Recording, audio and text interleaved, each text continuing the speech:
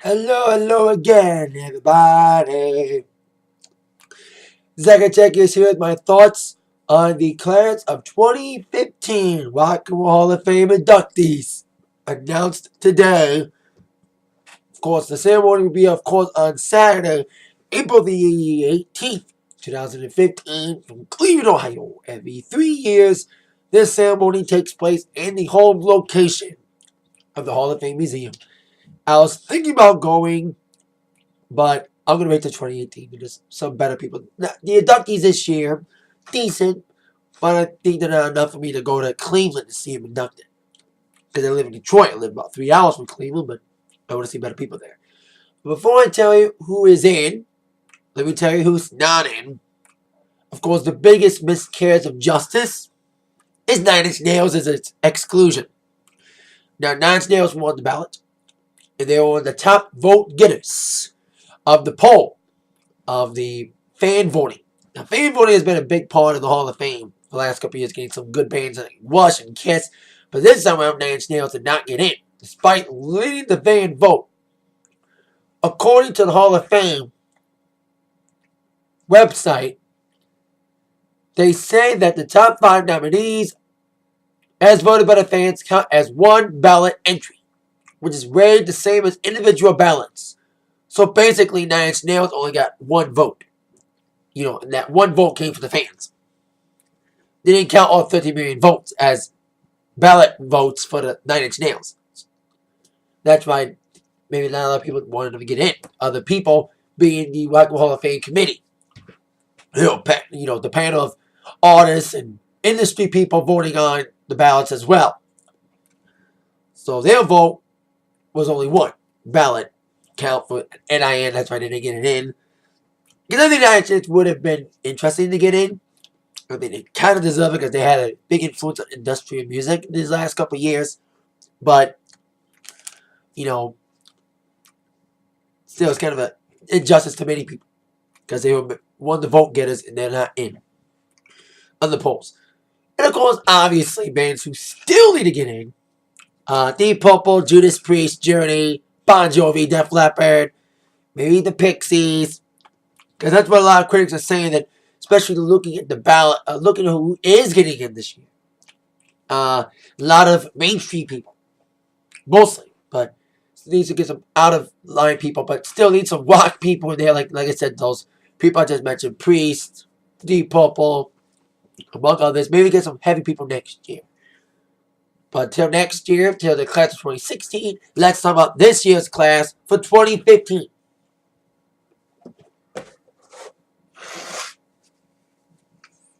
Let's kick these off with the Paul Butterfield Blues Band.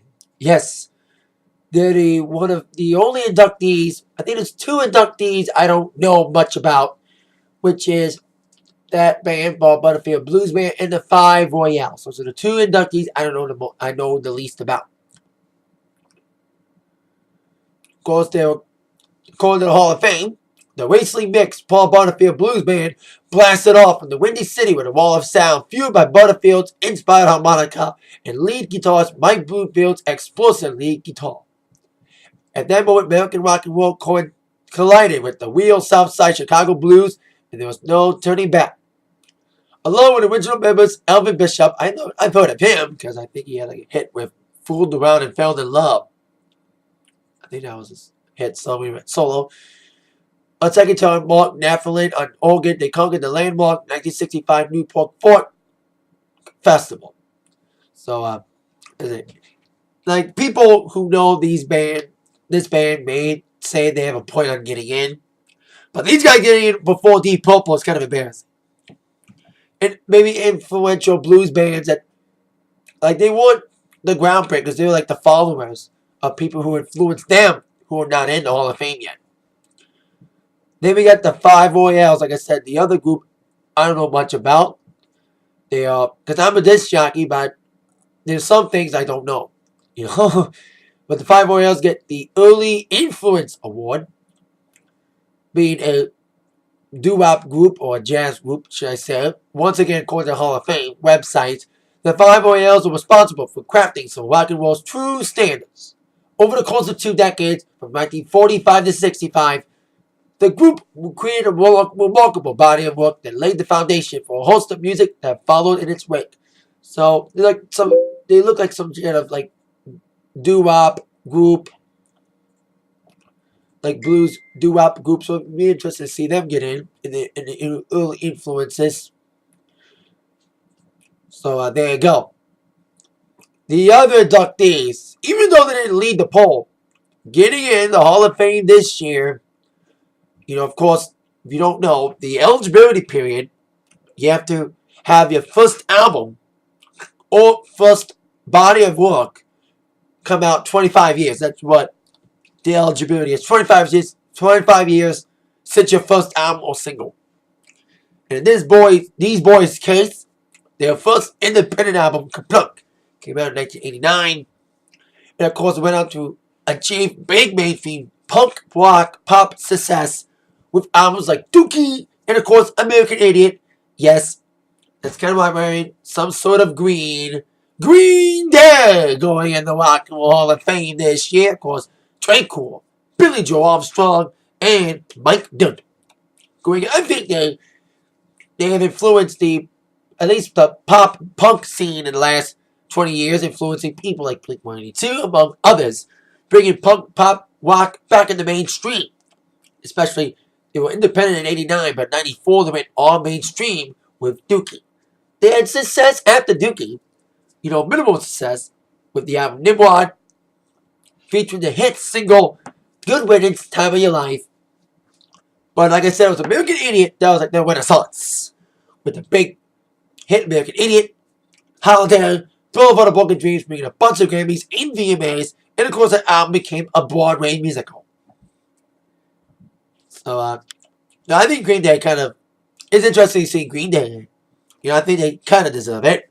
Because, like I said,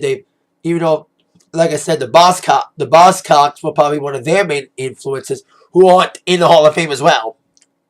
But Green Day for modern, mainstream pop punk, setting the stage for a pop punk rock renaissance, like I said, influencing bands like Blink-182 among others to come with the pop punk rock sound.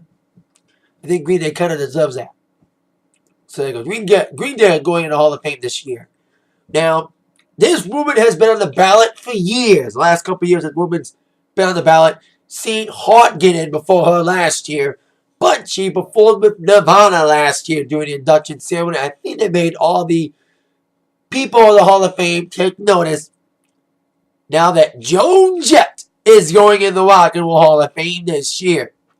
Of course, she started out as a member of the teen girl group The Runaways, with fellow members like Lita Ford, until Joan Jett went solo. Of course, everybody knows Joan Jett's most relevant and most common hit, I Love Rock and Roll, which I played in one of my recent DJ gigs that went over well. Of course, other hits of hers including the Tommy James and the Shondells cover, Crimson and Clover, Do You Want to Touch, and my favorite Joan Jett song besides I Love Rock and Roll, I Hate Myself for Loving You. Now, some would question Joan Jett's qualities of deserving of a Hall of Fame induction. Like, her catalog isn't as extensive as others. Like, Hart's catalog is very extensive. Joan Jett's catalog is little. But I think Joan Jett does have an influence on young punk girl rockers. I think she's had a big influence on them since she started out in the late 70s before going solo, like I said, after the Runaways. So I think she kind of deserves a spot. You know what I mean? After Hart getting in this year, now we got another girl going in with, Joan Jett going in. So there you go. Joan Jett and the Blackhearts, her backing group, will all go in the Hall of Fame for the class of 2015. Now, we have, of course, other people going in the Hall of Fame this year. We have Bill Withers going in the Hall of Fame, the R&B Blues Band. Well, the Hall of Fame blues, not blues, but R&B guy, known for hit singles like Ain't No Sunshine, and of course, Lean on Me. Now, Bill Withers did release a statement saying that he's honored to be in the Rock and Roll Hall of Fame. He's honored to be included in this illustrious company. And he's been mostly retired from performing. Hasn't performed much in public in recent years. But he's thinking about performing at the ceremony. Probably Joan Jett will perform, I'm guessing. Green Day will probably be there to perform. So they're going to see what happens with them to perform. Everything Bill Withers, he kind of deserves a spot. You know, he's one of the vote getters on the poll. But like I said, he's like an R&B guy, but his songs are very influential. Like I said, Lean On Me being a big, probably the most common song of his, besides Ain't No Sunshine. Those are like his two most common songs, Two People Like Me. And also Just the Two of Us as well. Another hit song for him too. So he's got a soulful voice. I think like soul guys can get in, like Al Green's in there. So it's kind of interesting to see Bill Withers in there. He kind of deserves a spot in the Hall of Fame this year. Now on to a inductee that, well, kind of deserves it, but in comparison to his other fellow Beatles solo catalogs, not as extensive. Of course, making it complete to have all four Beatles inducted twice as part of the Beatles and solo. Ringo Starr is now getting in the Hall of Fame as a solo artist, receiving a special award instead of being full member. I think he's like getting some achievement. Yeah, he's getting the award for music excellence. He's not a full-on member, just getting an award. At least he's going in somehow as a solo artist. Now, like I said, the other three Beatles, Paul McCartney, George Harrison, and John Lennon, are all inducted as solo artists, as well as with the Beatles. But those three solo collections are more extensive. Like, look at the hits for each of those three guys. Paul McCartney going down the line with many hits with his solo work in Wings, of course. Band on the One, Jet, Baby I'm Amazed. Go down the list. Live and Let Die. And George Harrison, you know, My Sweet Lord, Come By and Set on You. John Lennon, where do I begin? Imagine Instant Karma. You know, a lot of great songs from all those people. But Ringo Starr's solo career, nothing against a solo career, but it's not as extensive as the other three Beatles. More prolific solo work. Yeah, Ringo's got some decent songs like All My Mind, one of my favorites from him, and Back Up Boogaloo. I say Back Up Boogaloo, and Hey 16, You're Beautiful in Your Mind. It's kind of weird to see Ringo get in as a solo guy. I didn't think he was going to get in as a solo guy, but it kind of makes it fair since the other three Beatles are in as solo artists that he gets into, even though he's last, because he's always shafted in some people's eyes. You know, because the other three are more prolific, like I said. So Ringo's solo career gets tugged under the rug. So for diehard Ringo fans who support his solo work, I think they will probably say that Ringo does deserve to at least get some recognition for his solo work. So I would say I agree with that stance, that he gets some sort of recognition for his solo work. I do agree with that. At least he gets some sort of recognition as a solo artist, because the other three get so much prolific praise for their work. So that's kind of cool to see Ringo get at least some sort of recognition for his solo work. Now on to the last two inductees who are sadly no longer with us to accept their awards. One being recent died in 2013, Lou Reed. It is kind of weird to see Lou Reed get the award after he passed. It's kind of weird. They've been doing that for the last couple of years. Like, Donna Summer was on the ballot for so many years, and then when she passed away, she finally got in after she passed. You know, I mean, it's kind of sad that sometimes, most recent years, the Hall of Fame don't induct people until you're dead. In Lou Reed's case, that's the case.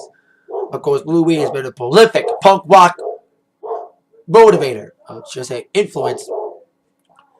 Really punk rock godfather in some people's eyes. with, of course, his work with the Velvet Underground, and, of course, his solo career with the hit song Step on the Wild Side.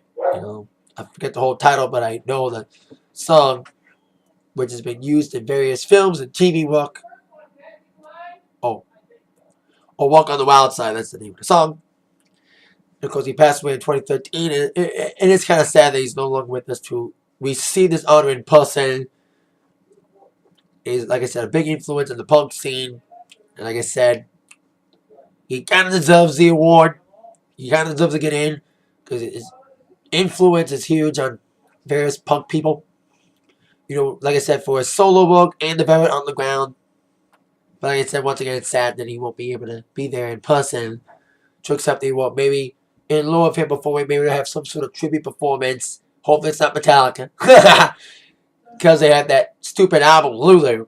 That collaboration with Metallica and Lou Reed. Probably a low point in both their catalogs. So there you go. And the last inductee who also passed away, it'll be 25 years next year since his untimely death. Stevie Ray Vaughan getting in the Rock and Roll Hall of Fame. Now, like I say in my videos on this channel, I am a disc jockey. I play at various places like balls and schools and biker clubs. I've played Stevie Ray Vaughan before at my gigs, and he is a terrific blues rock guitarist. He's probably one of the greatest blues rock guitarists of all time. His influence on blues rock guitarists like later day guitarists like something Brown Jr., something like that, some kind of breaking out in the blues scene right now. His influence on blues guitars is nothing to be dissed about. Nothing to debate about. Of course, he started out in 1983 with his first album with big hits like Pride and Joy, which is one I play most of the time, but I love playing his other songs like Cold Shot and other hits besides Cold Shot being, of course, The House is Rockin', Can't Stand the Weather, Couldn't Stand the Weather, and Crossfire. Yeah, Crossfire. Of course, maybe, like I said, he kind of deserves the award. I think Stevie Ray Vaughan does deserve to get in the Hall of Fame in some points. Like I said, his blues rock influence. It's like I said, you can't be questioned because he's a brilliant guitar player. Died too young, died too soon, and once again, like Lou Reed, sad that Stevie Ray Vaughan is no longer with us to accept the award in person. Probably his brother will accept the honor for him. Jimmy Vaughan, you'll probably accept, and probably will have some sort of tribute performance to Stevie Ray. Probably some blues rock guitarists will probably pay tribute to him. And like I said, it's interesting to see him go in. It's cool to see him in. So he kind of deserves to get him because of his influence with the blues rock community. His guitar playing is just great. Was terrific. He's been chided and praised for his guitar work. So it's kind of cool to see Stevie Ray Vaughan get in and get some recognition. But like I said, like the Lou Reed situation, sadly he's not with us to accept it person. So, there you go. Those are your inductees this year for the class of 2015 Rock and Roll Hall of Fame inducting class. Of course, the ceremony will take place Saturday, April 18th in Cleveland, Ohio. The tickets are available to the public. Going on sale this weekend. Like I said, I was going to go, but the only people I would go see induct would be Green Day and Joan Jett. Wish they were better people. Like I said, people I mentioned in the beginning, like Deep Purple, Def Leppard, Bon Jovi, Priest, and Journey too. Should get in soon. There's always 2018 because they go to Cleveland every 3 years. But I'll be able to watch it on TV because the ceremony will air in late May on HBO because they tape the ceremony every year now. So there you go. That's my thoughts on the 2015 class of the Rock and Roll Hall of Fame. Thank you very much for watching. With that in mind, y'all been attacked by the thoughts from Zach. Thank you again. See you later. Yeah.